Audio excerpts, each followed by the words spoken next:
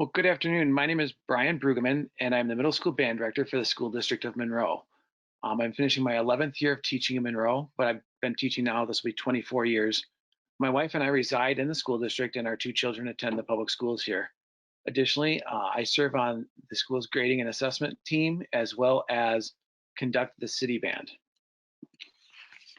So sometimes people have been really kind of surprised that classes outside the core have to teach from home at this time too.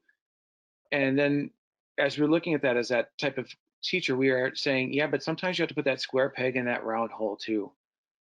And as they're surprised that we're working, many think that the solutions aren't out there for us to be successful. And while the fits may not be perfect, there are things that make us successful. Many people have been talking about how, you fly that plane, and we're building it as we're building this right now and trying to fly at the same time. I don't believe that. I think that we know how to teach. That's just what we know how to do. While the environment may be new to us, this just gives us a chance to practice our craft in that new environment. So I've come up with the idea that it's like driving a double-decker bus in downtown Chicago during rush hour traffic. Well, I know what I'm driving and I know what I'm doing. I don't know how to drive a bus, and because I live in rural southwestern Wisconsin, I really don't know how to drive in Chicago either.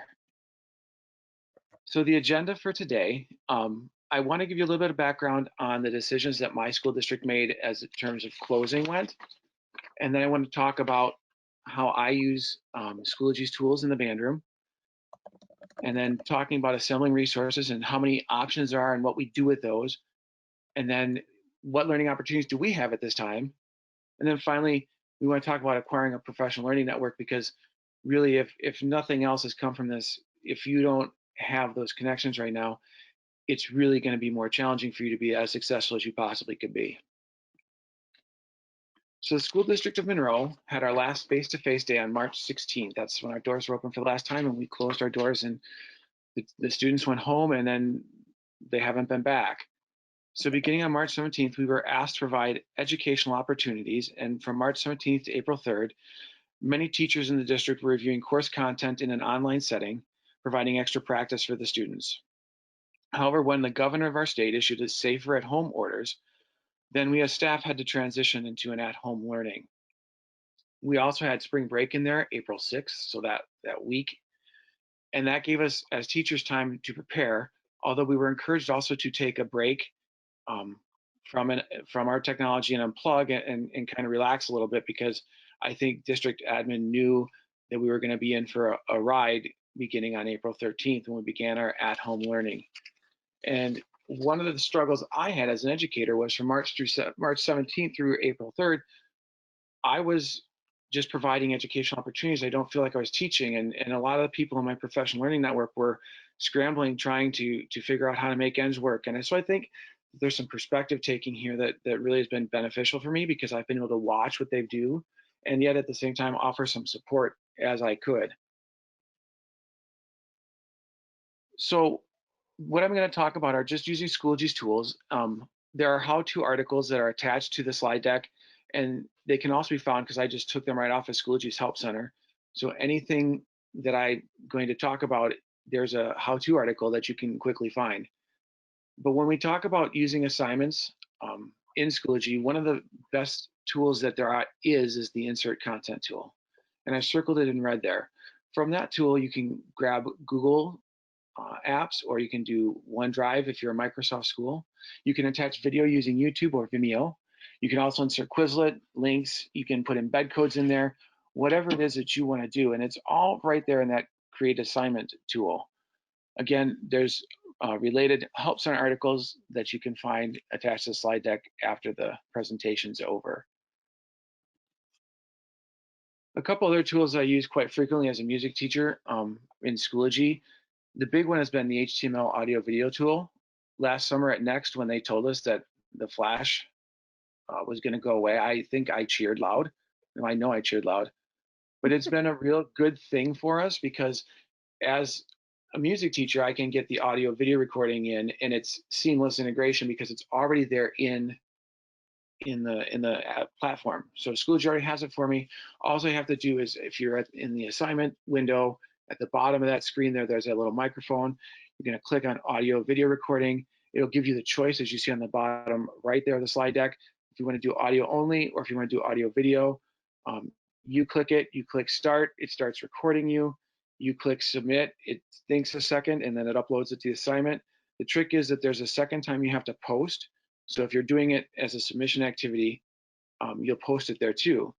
So I can do that as an instruction and provide my voice or my video as an instruction. So in my absence, whether it's I have a sub for the day or now this absence, my students still see me and they still know what it is. As far as feedback goes, you'll see I have a submission that a student had to play into their Chromebook. And so what we did was I could sit there and type it, and then I'm constantly with my fingers missing keys and going back and erasing.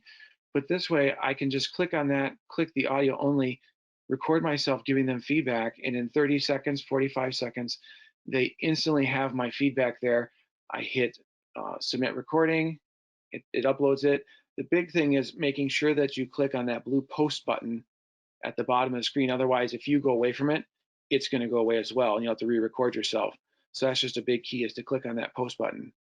You can also use the HTML audio video tool inside discussion posts.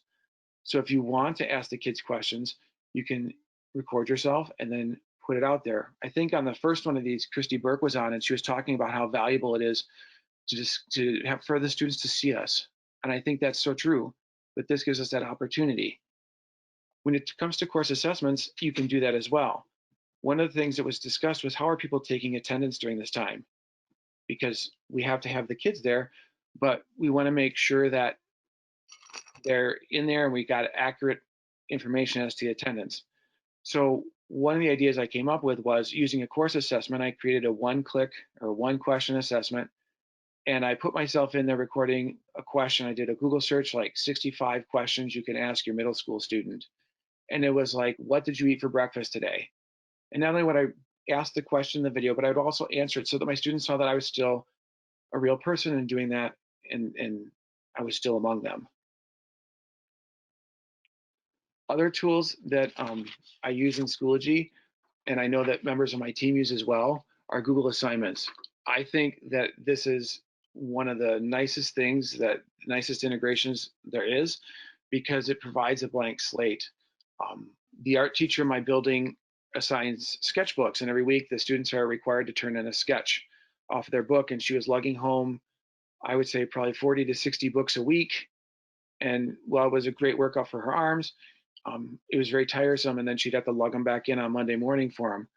But what she found out is that by assigning a Google assignment to them that she could just put in a sandbox class and then send out as this is this week's, and just have that template of an assignment for them all the time, that she was saving her arm strength for other things that she wanted to do at home, because she would have the students take a picture of their sketchbook, insert the picture into the Google document, and then submit the Google document into Schoology, so that everyone was still submitting their work and she wasn't having to be a weightlifter in order to make it successful.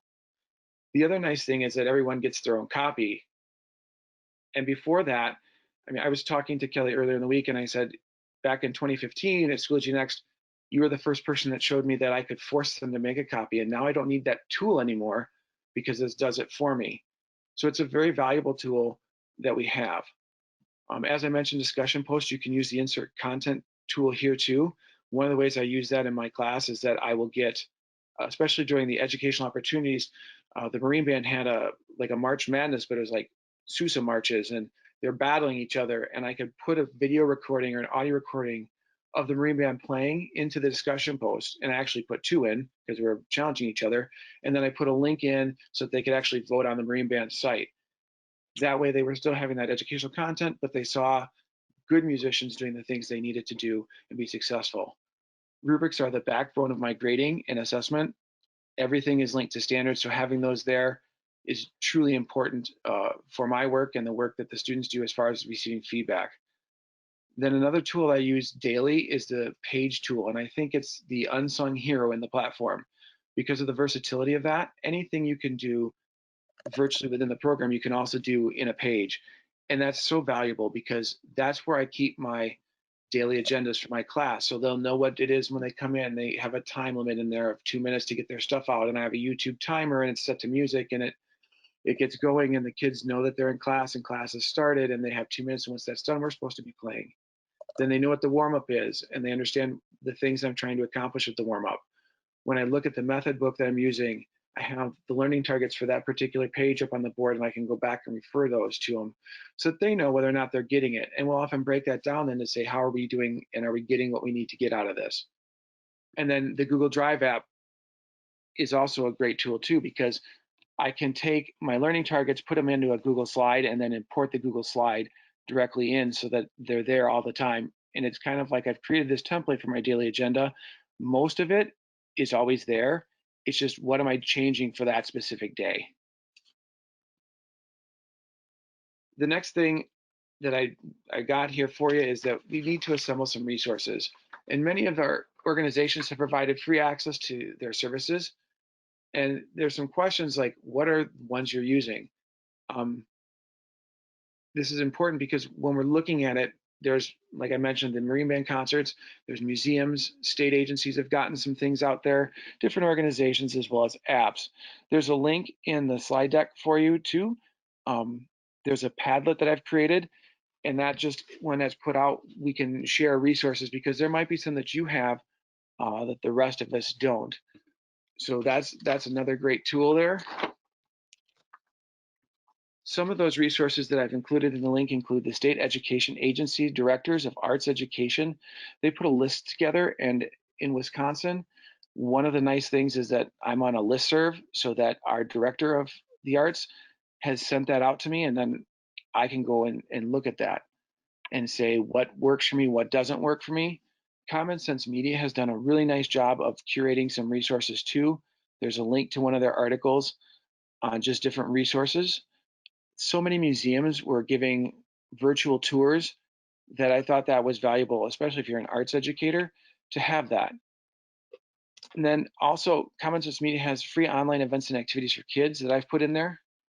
For those of you that may teach English or have a need for students to read, Audible had put together some free resources for us as educators, and students can get access to free Audible accounts, and then the books that are inside there. And I don't know if they change up every week. I just know that I shared that with my colleagues in my district to help them as they're looking for other things. So assembling resources becomes really important, and then making sure we're sharing that with each other. And so there's that Padlet link for you. If you've got something that you want to share, please feel free to do so. And then at this time, I really feel like we control our own professional development. And how are you going to take control of yours? And then how is it going to find its way back to your room? I happen to be enrolled in 2 online courses right now, just because I want to finish earning the credits I need, but they're courses I want to take for directions I want to go with my career. So that's one thing I'm doing, is being a student as well, and then I can share my experiences with my teacher colleagues as well as my own students, and say, hey, these are the experiences I'm having because I'm doing this too. There are countless numbers of professional articles available to us that we can go and read. YouTube has some wonderful tutorials of whether it's how you want to use something in either the Schoology platform or another resource. They just go and learn how to do it. There's lots of different educational books. The ambassadors had encouraged me to read Dare to Lead by Brene Brown, which I just finished, and I picked up Heart by Timothy Knold. I don't know if I said his name right, but just books to think about myself and my own practice as an educator. I'm super happy that I've gotten away from the television and been able to go back to listening to podcasts. Fellow Ambassador Glenn Irvin and his co-host Mike Washburn do On Education, and I run to them just about every day. I've had some catching up to do, but being able to hear them and their ideas, and even the most important thing is not just that, but the guests they bring on, because I think as I'm running through this, they're challenging me to think differently too, and how can I incorporate things into my practice. Then also webinars like the one you're watching. There's also regional offices of education that have been holding webinars on how to use tools. I did one on just learning how to use Zoom. So all those are out there. Social media groups, Facebook groups, band directors have groups, choir directors have groups. I'm sure just about every content area has a group. How are you connecting with those? And then ultimately, when you get done, how are you sharing it back with your colleagues? Because we've seen many advertisements on TV about we're all in this together. And I know it sounds cliche and like a high school musical song that wants to come out again, but it truly is. We can do a lot of work better together than we can ever separate. I think the nice thing about this is that because we're in that different mode of teaching, it does provide us a little more flexibility to take a look at this. I do think you still need to set boundaries for yourself, and that's something that I'm always working on. And then as we're talking about acquiring a professional learning network, really when I think about this, it's who influences your thinking. I'm fortunate to be a Schoology ambassador, and some of the smartest educators I know are Schoology ambassadors. Having them in my professional learning network has changed what I do, how I think, how I teach. Reaching out to people and building them up, as the meme suggests, is so important. And then finding those people that inspire you to do more. Listening to that podcast or watching that tutorial to think, how can I take that to my level? How can I adapt something that this person did, but I want to take it to my classroom? Everybody's story is different, and you have to take anybody's idea and kind of stretch it a little bit to make it your own, but it will work. And I really do like the idea of having that tribe and the tribe mentality. But where do you find your tribe? Well, a couple places that I like are the Schoology Ambassador hashtag, because I'm a Schoology Ambassador. I watch for that, but I also like the Schoology chat. There are so many intelligent people on there, and I'm inspired by the chats every time I get to participate in one. And I was constantly following more people through that time.